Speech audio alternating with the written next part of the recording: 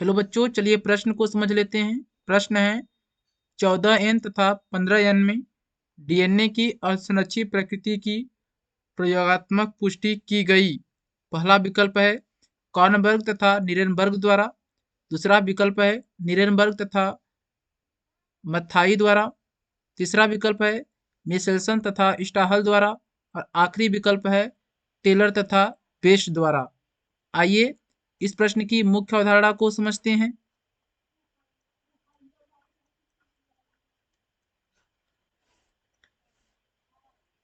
कार्नबर्ग तथा नीरेनबर्ग द्वारा।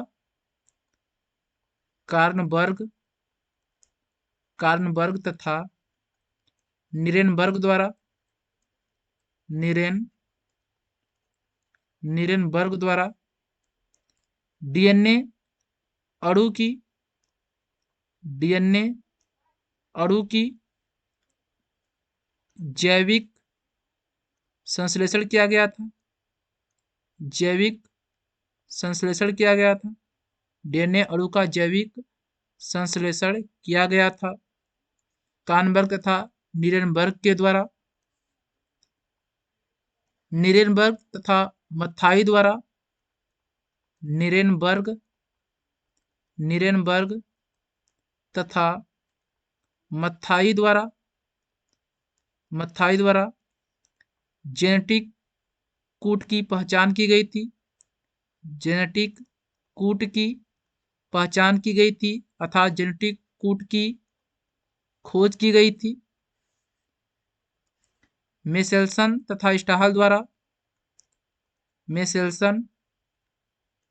मिशेल्सन तथा स्टाहल के